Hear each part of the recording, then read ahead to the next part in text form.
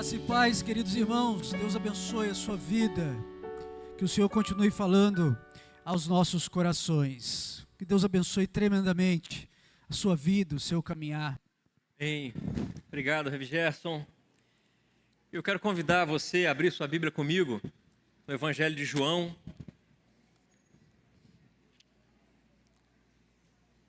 O primeiro capítulo.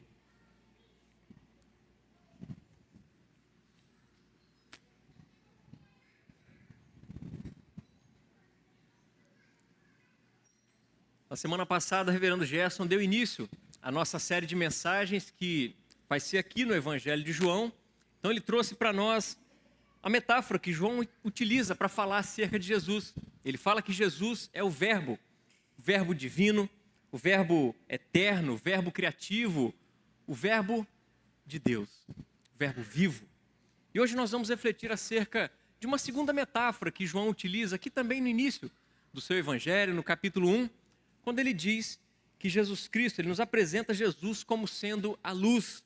Jesus é a luz, e esse é o tema da mensagem que iremos refletir nessa noite. Eu te convido comigo a refletir a partir de 3 tópicos que nós podemos extrair desses versículos. O primeiro deles é o conflito espiritual. Nós veremos que a luz brilha num contexto de escuridão terrível, e que as trevas, a escuridão, elas buscam de qualquer forma vencer, extinguir a luz, mas não conseguem. Em segundo lugar, temos o testemunho histórico. Nós veremos que João Batista foi enviado por Deus para ser uma testemunha de Cristo Jesus, uma testemunha da luz. E o exemplo de João Batista nos ensina acerca da resposta que cada um de nós devemos dar a essa luz, a Cristo Jesus como seus seguidores. E em terceiro lugar, nós temos esperança para todos. Nós veremos que a luz vivificante, triunfante sobre o pecado, sobre o diabo, está disponível para todos. Há esperança para todos. Há esperança para mim, esperança para você, para todos aqueles que creem em Cristo Jesus. Esse é o esboço da nossa reflexão, da nossa mensagem dessa noite. Eu convido você, antes de lermos o texto, fechar os seus olhos, vamos orar, vamos pedir a Deus a direção, a orientação para essa breve reflexão da sua santa palavra. Pai querido, nosso coração quer celebrar mais uma vez essa noite a tua presença. Nós pedimos que na instrumentalidade do teu Santo Espírito, o Senhor venha tocar o mais profundo dos nossos corações, trazendo a transformação que nós precisamos, porque sabemos que esse mundo está em trevas. Quantos aqui têm andado na escuridão dos seus pecados, mas nós sabemos que a tua luz é poderosa para dissipar qualquer treva. E nós pedimos isso, Deus. Traga a tua luz, a luz da vida que há em Cristo Jesus. Assim nós oramos em nome de Jesus. Amém e amém. Evangelho de João, capítulo 1, versículos de 4 a 9. O texto da palavra de Deus nos diz que a vida estava nele e a vida era a luz dos homens. A luz resplandece nas trevas e as trevas não prevaleceram contra ela. Houve um homem enviado por Deus e o nome dele era João. Este veio como testemunha para testificar a respeito da luz, para que todos viessem a crer por meio dele. Ele não era luz, mas veio para dar testemunho da luz, a verdadeira luz que, vinda ao mundo, ilumina toda a humanidade. E louvado seja Deus pela sua santa palavra, que ela de fato comunique a verdade do nosso Deus a cada um de nós. Amém? Em primeiro lugar, meus irmãos, o conflito espiritual. Para que a gente possa entender corretamente a vinda de Cristo Jesus a esse mundo, o que ele veio fazer, nós precisamos de compreender claramente, assim como o evangelista João descreve aqui no início do seu capítulo, que o mundo em que vivemos é um lugar de escuridão. O mundo em que vivemos é um lugar de trevas. Basta abrirmos os jornais, acessarmos a internet ou até mesmo olharmos ao nosso redor que a gente vai acumular cada vez mais e mais evidências. Você sabe do que eu estou falando. Guerras já aconteceram no passado. Guerras continuam acontecendo. Corrupção e mais corrupção, seja no meio político, em vários setores da nossa sociedade, porque essa é a condição do nosso mundo. Nosso mundo está em escuridão. O nosso mundo está em trevas, tudo isso por causa do pecado. Isso tudo tem trazido transtornos a cada um de nós, no nosso meio, trazendo frustração, tristeza, ansiedade, solidão, sofrimento, desilusão, depressões, ódio, o fomento da vingança. E no meio disso tudo, meus irmãos, muitos tentam uma forma de escapismo Muitos tentam, de alguma forma, fugir de toda essa crise, de toda essa situação, e nós vemos pessoas, então, recorrendo a tantos tipos de vício que nós temos nessa vida. Quantas pessoas recorrendo até mesmo, através de coisas lícitas, fugir dos seus problemas, talvez uma viagem, um lazer, toda forma de entretenimento. E acaba sendo tudo em vão, meus irmãos, porque as crises, elas sempre vêm. As crises vão e vêm, os problemas vão e vêm, não adianta viver uma vida de fuga, porque não existe outra forma de viver, a não ser encarar a realidade da escuridão presente em nossos corações, em nossas vidas, em nosso mundo, e saber e compreender então como lidamos com isso. Nesses versículos iniciais aqui do Evangelho de João, nós vemos como que o próprio Deus lida com a escuridão em nossos corações, em nosso mundo, em nossas vidas. Veja o texto comigo no versículo 4, vamos ler juntos? A vida estava nele, e a vida era a luz dos homens. O que precisa ficar claro para nós aqui nesse texto, meus irmãos, quando nós vemos que João escreve acerca da vida, essa palavra, o que ela transmite para nós, é que João não se refere simplesmente a uma vida física. Até mesmo porque quando nós descrevemos a Deus, Deus não é descrito como sendo físico, não é verdade? Se você observar mais à frente no texto em que Jesus conversa com a mulher no poço de Samaria, ele diz a ela que Deus é Espírito. Deus é Espírito. Sendo assim, quando João usa a palavra vida aqui, em primeiro lugar ele está se referindo a uma realidade espiritual. E na sequência do texto, quando ele diz que a vida era a luz dos homens, o termo luz aqui se refere à manifestação dessa vida desde a queda. Ou seja, Deus vem se manifestando aos seres humanos desde que Adão e Eva pecaram, desde quando o pecado afetou a raça humana. O pecado que corrompeu o homem em todo o seu entendimento. O pecado que corrompeu o homem em seu relacionamento com Deus, em seu relacionamento com o próximo. Mas o plano da salvação em Cristo Jesus vinha sendo revelado até a sua manifestação física, sim, quando ele se encarnou e habitou entre nós. É por isso que nós podemos dizer que as realidades espirituais, elas entram ao encontro de um mundo físico. Elas tocam sim, alcançam o mundo físico. Não é à toa que anteriormente João tem apresentado Jesus como sendo o verbo. João apresenta Jesus como sendo o verbo que é a causa, a fonte ou o princípio de toda a vida, seja ela física ou espiritual. Nós vimos no domingo passado que João descreve o quê? Que todas as coisas foram feitas por ele e sem ele, nada do que foi feito se fez. Mas vejam comigo o versículo 5, vamos ler juntos? A luz resplandece nas trevas, e as trevas não prevaleceram contra ela. Veja um fato muito importante para a gente observar aqui, que João declara que a luz resplandece nas trevas.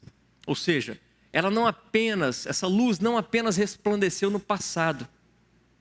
Ela não apenas resplandeceu no passado, brilhando através das profecias, brilhando através dos sacrifícios da antiga aliança, na vinda de Cristo Jesus a esse mundo, dentro do Novo Testamento. Não foi só isso, porque essa luz continua resplandecendo ainda em nossos dias, porque ainda em nossos dias o nosso mundo vive na escuridão do pecado.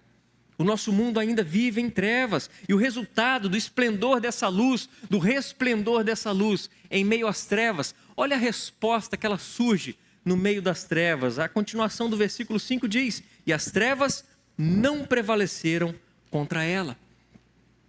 E aqui é interessante, quando a gente observa o texto na sua linguagem original, nós vemos que a palavra traduzida como prevalecer, ela traz um sentido muito bacana para a nossa reflexão aqui nessa noite. Porque no grego, nos traz a ideia de tomar para si mesmo, de apropriar-se.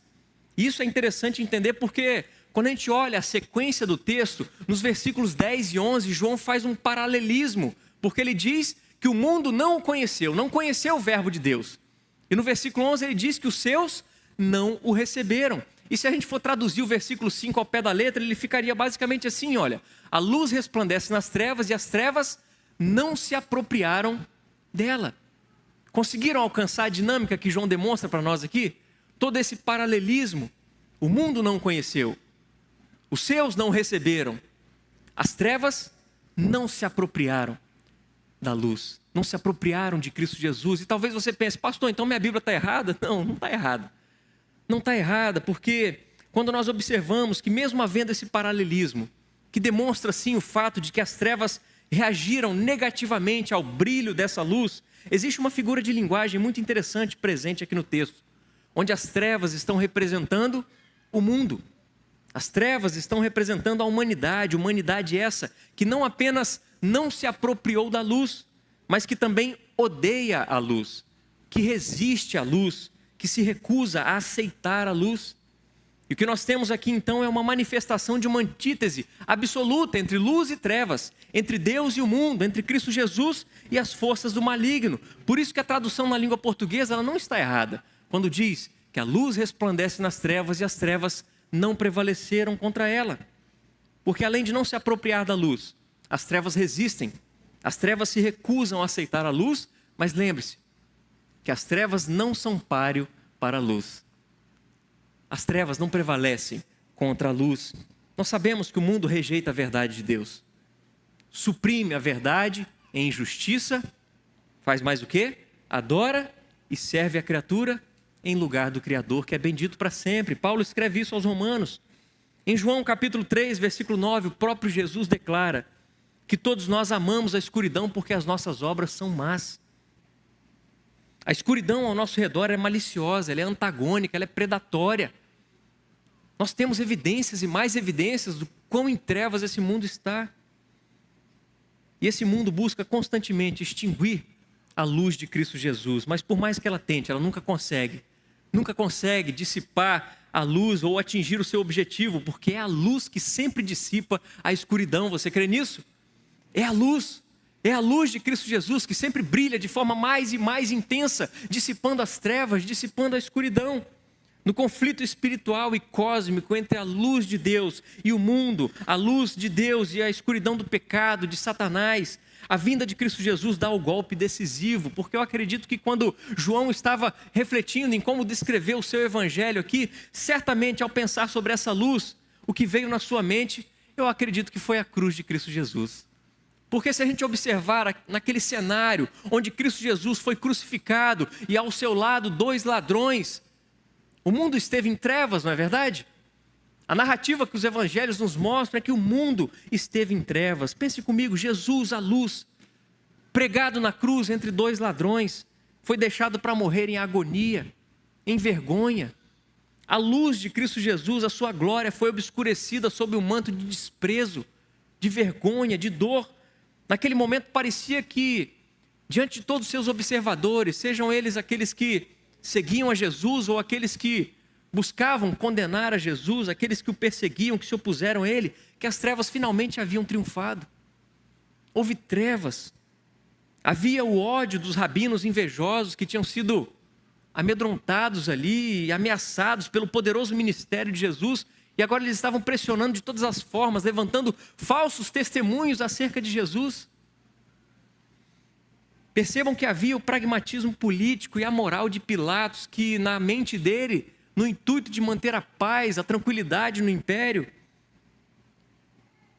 ele fez aquilo que, mesmo que justificasse o maior erro terrível judiciário da história, onde o próprio Estado declarou culpado o inocente. Havia sede de sangue da multidão, gritando pela crucificação de Cristo Jesus. Os soldados que pregaram seus pés e as suas mãos na cruz, para eles era só mais um dia de trabalho. Veja que indiferença. Havia o desprezo difamatório das multidões enquanto Jesus agonizava na cruz. A zombaria dos ladrões que estavam ao seu lado. Pense comigo acerca da traição de Judas, o abandono de todos os seus discípulos, mas acima de tudo isso, houve um silêncio ensurdecedor nos céus. Quando Jesus Cristo, Filho de Deus, clamou: meu Deus, por que você me abandonou? Veja que em meio a isso tudo, o Pai vira o rosto diante de Cristo Jesus. A grande onda de escuridão satânica surgiu buscando apagar a luz de Cristo Jesus. Jesus morreu. O seu sangue foi derramado, Jesus foi sepultado. Mas veja comigo que no versículo 5, João descreve que a luz resplandece nas trevas. A luz resplandece nas trevas e as trevas não prevaleceram contra ela, porque ao terceiro dia, naquele dia glorioso, Jesus Cristo ressuscitou dos mortos. Naquele dia maravilhoso, Jesus derrotou o pecado, a morte e o inferno na cruz e no seu túmulo vazio. Ele triunfou sobre as trevas do pecado, de Satanás, da rebelião humana. A controvérsia de Deus com o mundo foi resolvida no Calvário. É por isso que Jesus veio a esse mundo. Ele é a luz do mundo e não há escuridão que não possa extinguir a sua luz.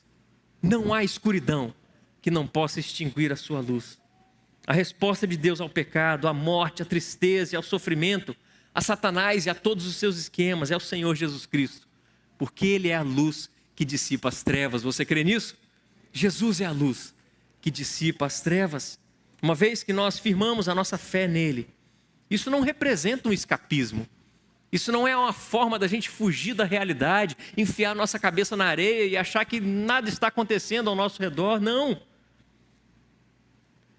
Nós estamos declarando diante de toda a escuridão que está ao nosso redor, diante das trevas desse mundo, que muitas vezes parece estar fora de controle, nós estamos declarando que há esperança. Nós estamos declarando que há vida.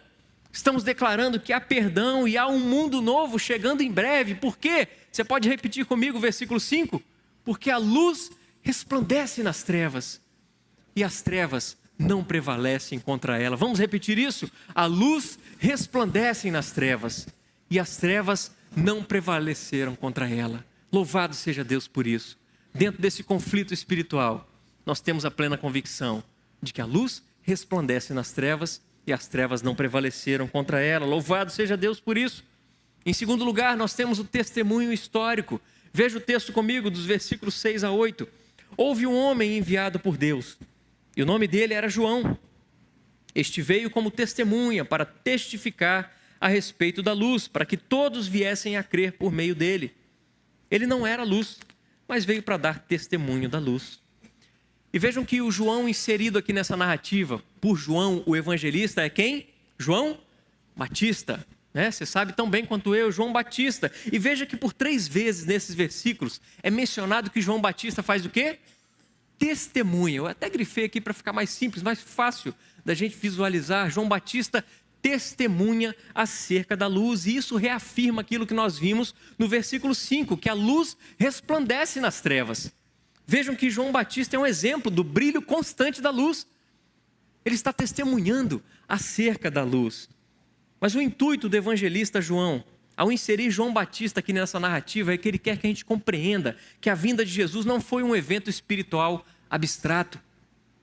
Não é um conto de fadas, não é um mito, uma mera experiência religiosa na imaginação daqueles que escreveram os evangelhos. Não, a vinda de Jesus ela foi atestada por testemunhas. Nós sabemos que a Bíblia é um livro histórico, sim, não é verdade? É um registro histórico, de fato, aconteceu. Então o testemunho de João Batista, introduzido aqui no início do evangelho, ele nos fornece basicamente que uma imagem espelhada do testemunho do outro João, do João evangelista, lá no final do seu evangelho, para que os 2 Joãos, então, venham testemunhar acerca da vinda de Cristo Jesus, como sendo 2 testemunhas que testemunham, então, em ambos os lados do evangelho, a vinda de Cristo Jesus e todos os seus grandes feitos. Veja o que João diz no final do seu evangelho. Esse é o discípulo que dá testemunho a respeito destas coisas e que as escreveu. E sabemos que o seu testemunho é verdadeiro. Aqui é João falando de si mesmo. E o testemunho, então, dos 2 Joãos, basicamente coloca entre parênteses todo o ministério de Cristo Jesus. Ele serve, então, de testemunha para estabelecer a verdade acerca da vinda de Cristo Jesus, acerca de quem Ele é. Porque o que importa para João é que nós entendamos que Jesus Cristo realmente veio em carne. Ele esteve de maneira real, entre pessoas reais. Ele veio em um ponto real na história, ele foi visto, ele foi ouvido, ele foi tocado. Nós vimos no domingo passado, no versículo 14, que o Verbo se fez carne e habitou entre nós, cheio de graça e de verdade. Vimos a sua glória, glória como do unigênito do Pai. Ou seja, a vinda de Cristo Jesus, a sua vida neste mundo não pertence ao mundo das fábulas, nem a qualquer tipo de tradição. É história. A história é real, a história é verídica.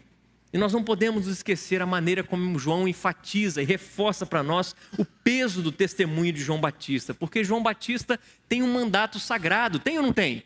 Um mandato sagrado. Veja comigo o versículo 6, vamos ler juntos? Houve um homem enviado por Deus, e o nome dele era João. Vejam que o texto apresenta para nós que João Batista ele tem a autoridade de Deus em cujo nome ele foi enviado como porta-voz. Ele tem, sim, um mandato sagrado, assim como Moisés e tantos outros profetas que surgiram no Antigo Testamento. Ele tem uma missão também singular. Veja comigo o versículo 7, vamos ler juntos? Este veio como testemunha para testificar a respeito da luz, para que todos viessem a crer por meio dele.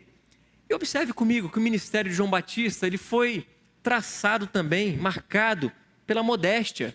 Veja comigo o versículo 8, vamos ler juntos? Ele não era a luz, mas veio para dar testemunho da luz. E mais adiante, se você folhear sua Bíblia, nos versículos 19 em diante, nós temos o seguinte relato. Este foi o testemunho de João, quando os judeus lhe enviaram de Jerusalém sacerdotes e levitas para perguntar: quem é você? Ele confessou e não negou. Confessou: eu não sou o Cristo. Diante disso lhe perguntaram: quem você é então? Você é Elias? Ele disse: não, não sou. Então perguntaram: você é o profeta? Ele respondeu: não, não sou. Disseram-lhe então: diga quem é você, para podermos dar uma resposta àqueles que nos enviaram. O que é que você diz a respeito de si mesmo? Então ele respondeu: eu sou a voz do que clama no deserto. Endireitem o caminho do Senhor, como disse o profeta Isaías. E eu quero que você observe aqui comigo que João teve uma grande oportunidade na sua vida. Uma grande chance, talvez, de alavancar a sua carreira. Vejam que no texto é apresentado para nós pessoas que chegam ao seu encontro e dizem o seguinte: João, será que você é o Messias, João? Porque, vem cá, você fala bonito, você tem uma boa eloquência. Você pode ter muitos seguidores, pessoas, multidões podem estar junto de você. Basta você se declarar como sendo o Messias. É você, João, o Messias? Só que qual é a postura de João? Qual que é a atitude de João? Ele se opõe a isso, não é verdade? Ele aponta para longe de si mesmo, porque ele aponta para Cristo Jesus. E mais tarde, aqui no Evangelho de João, no capítulo 3, versículo 30, João Batista diz acerca de Jesus: convém que ele cresça e que eu diminua. Você quer saber quem eu sou? Eu vou te dizer, eu sou apenas uma voz que clama no deserto. Eu sou apenas uma testemunha, eu vim testificar acerca da luz. A minha missão é levar você a crer na luz. Que eu diminua e que ele cresça. Esse era João. E cada um de nós, meus irmãos, como seguidores do Senhor Jesus, assim como João Batista e assim como João Evangelista, nós devemos ser testemunhas de Cristo Jesus. Assim como esses dois Joãos, nós também temos um mandato sagrado. Não foi à toa que João escreveu o que Jesus disse aos seus discípulos, no capítulo 20, versículo 21, vamos ler? Assim como o Pai me enviou, eu também envio vocês. Todos nós que cremos em Cristo Jesus, temos esse mandato sagrado. Todos nós. E nós também temos uma missão singular. Jesus disse aos seus discípulos, vamos ler? E serão minhas testemunhas, tanto em Jerusalém, como em toda a Judéia, Samaria e até os confins da terra. Nós também devemos demonstrar a mesma modéstia que João Batista modelou para nós e aprender a dizer sobre Jesus o seguinte: ele deve crescer e eu devo diminuir. Meus irmãos, são palavras que precisam estar nos nossos pensamentos, nos nossos lábios, em todo o tempo, muitas vezes com mais frequência do que muitas vezes fazemos. A gente precisa dizer: olha, eu não sou Jesus. Mas quantas vezes nós somos tentados a fazer as coisas por conta própria, não é verdade? Fazer as coisas do nosso jeito, a gente acha que está no controle, no comando de tudo, da nossa vida, mas não estamos no controle. Nós não estamos no comando, nós não somos os nossos próprios salvadores, muito menos o salvador de outra pessoa. Nós não devemos usurpar a glória que pertence somente a Ele. Ele deve crescer e nós devemos diminuir. Mais dele e menos de nós. Será que você conhece essa canção? Pode cantar comigo? Mais de ti, mais de ti e menos de mim, e menos de mim, e menos de mim, e menos de mim. cresça e eu diminua, que ele apareça e eu me constranja com a sua glória e todo o seu amor, infinita humildade, servo de todos os irmãos. Que ele cresça e eu diminua, que ele apareça e eu me constranja com a sua glória e todo o seu amor, infinita humildade, servo de todos os irmãos. Um testemunho que esteve com João, com o evangelista João Batista, um testemunho que deve estar nos nossos lábios.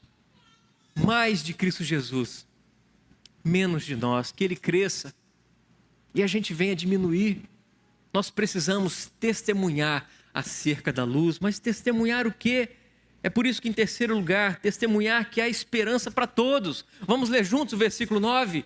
A verdadeira luz que vinda ao mundo ilumina toda a humanidade. Meus irmãos, Jesus é a luz verdadeira, você crê nisso?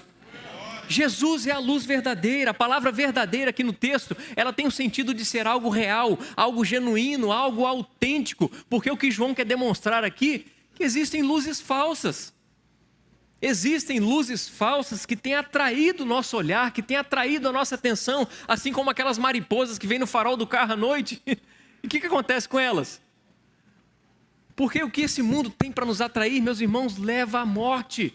Sexo, riqueza, poder, dinheiro, fama, sucesso, reputação, falsos evangelhos, falsos salvadores. Quantas vezes nós caímos em falsos evangelistas? Nós queremos salvadores políticos, salvação médica, libertação financeira.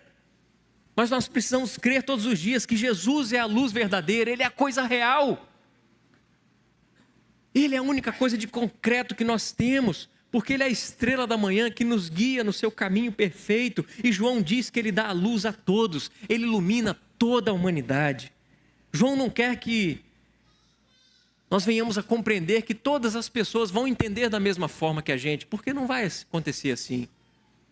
João também não está dizendo aqui que todos serão salvos no final das contas, não é esse o ponto dele, porque o que João simplesmente quer dizer é que Jesus é a luz que afasta a escuridão e que Jesus é essa luz que traz a vida. Essa luz brilha dele igualmente para todos.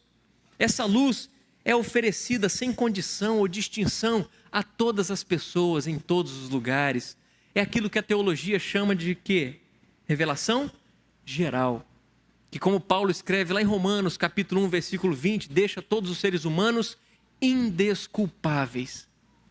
Indesculpáveis. Ninguém tem a desculpa de dizer, mas eu não sabia dessa luz, eu não conhecia.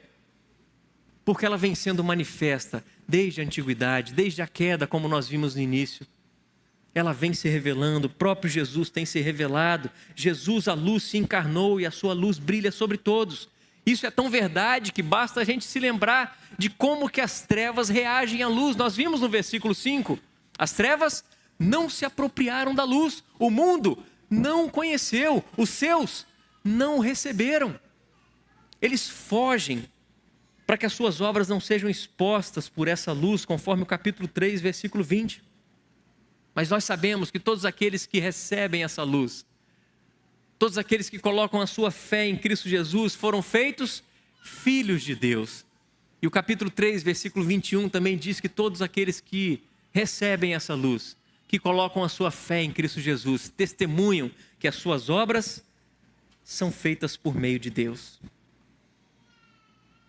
Eu quero dizer para você que talvez você hoje tenha se sentido, talvez num lugar muito escuro na sua vida. Talvez por causa de algum pecado que você tem cometido com certa reincidência. Talvez a culpa tenha te consumido, ou talvez até mesmo as trevas que nos circulam tem tomado conta da sua vida, dominado a sua vida, deixado você com o sentimento de que a luz de Jesus não está mais brilhando sobre você. Talvez você tenha começado a pensar que a sua vida perdeu sentido, propósito, de que você não tem mais razão de viver, de ser, você está completamente sem direção. Eu quero que você observe no capítulo 1, versículo 9, apresentado aqui por João, notícias realmente boas, notícias extraordinárias, que a verdadeira luz que ilumina todos, ela veio, e veio em Cristo Jesus. A luz do mundo veio para te dar a luz, meu irmão, minha irmã. A verdadeira luz, que é Cristo Jesus, veio para te dar luz. Ele é a luz para tirá-lo da escuridão do seu pecado e da sua culpa. Luz para dissipar as sombras da dúvida e do medo que o mantém em cativeiro. Luz para direcioná-lo no caminho da esperança, do descanso, da justiça e da paz de Deus, da paz com Deus. O povo que andava em trevas viu grande luz, disse o profeta Isaías. João declarou aqui: a verdadeira luz que ilumina todos chegou ao mundo.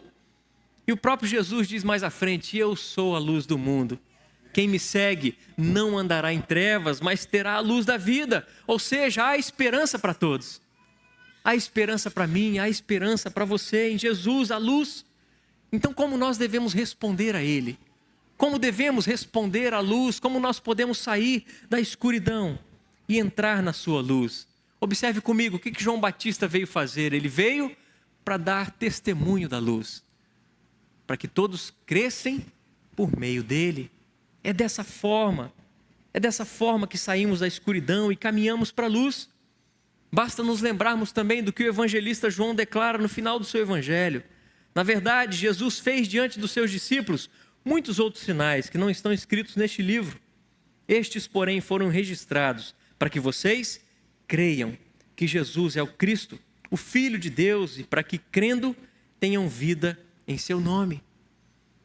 Ou seja, o que é necessário a todos nós, para que diante dessa luz que ilumina a todos, para que diante dessa esperança que é oferecida a todos, basta cada um de nós confiarmos, vir e confiarmos naquele que é a luz do mundo.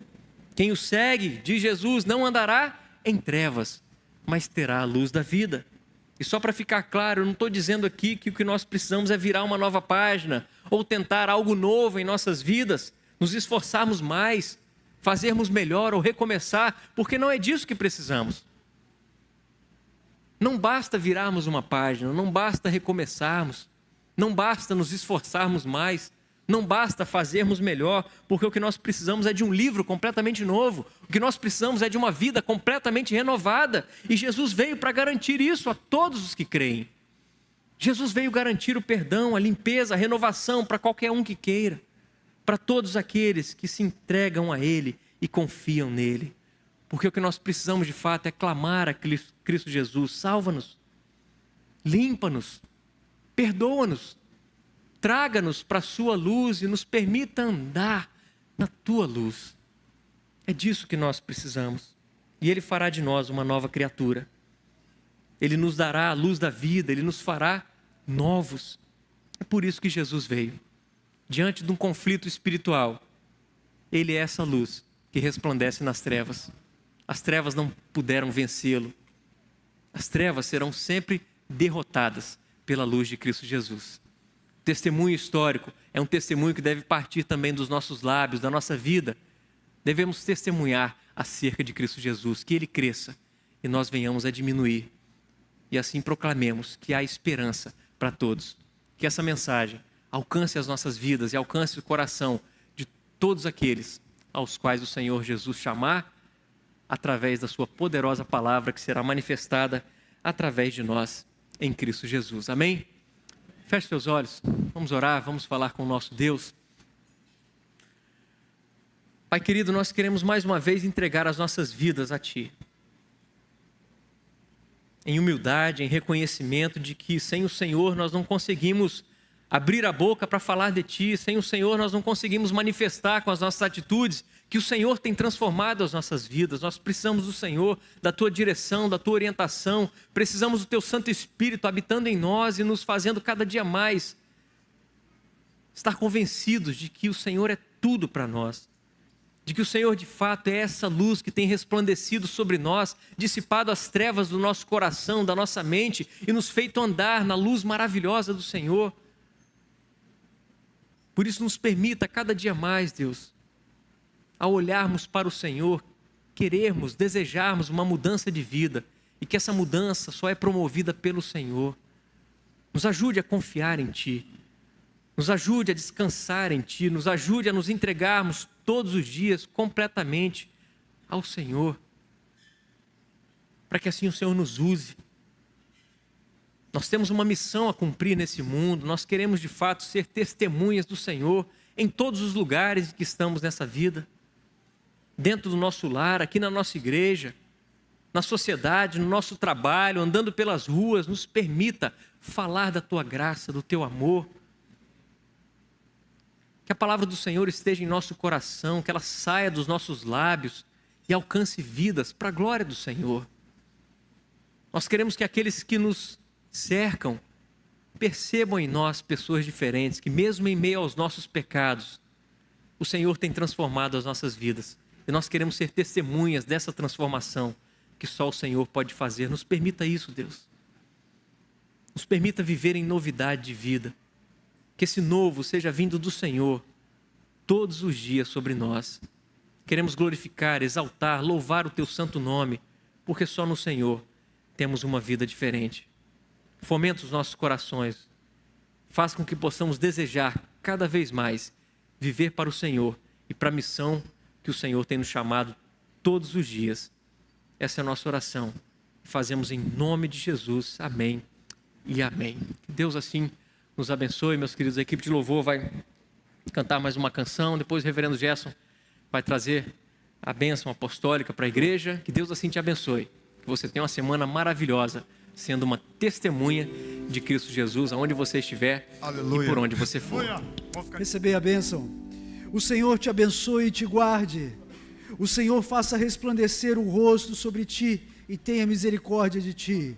O Senhor sobre ti levante o rosto e te dê a paz. E que a graça maravilhosa do Senhor Jesus, o amor infinito de Deus, o nosso eterno Pai, as ternas e poderosas consolações do Espírito Santo sejam sobre vós, irmãos, sobre todo o povo de Deus espalhado pela face da terra, agora e para sempre. Amém e amém.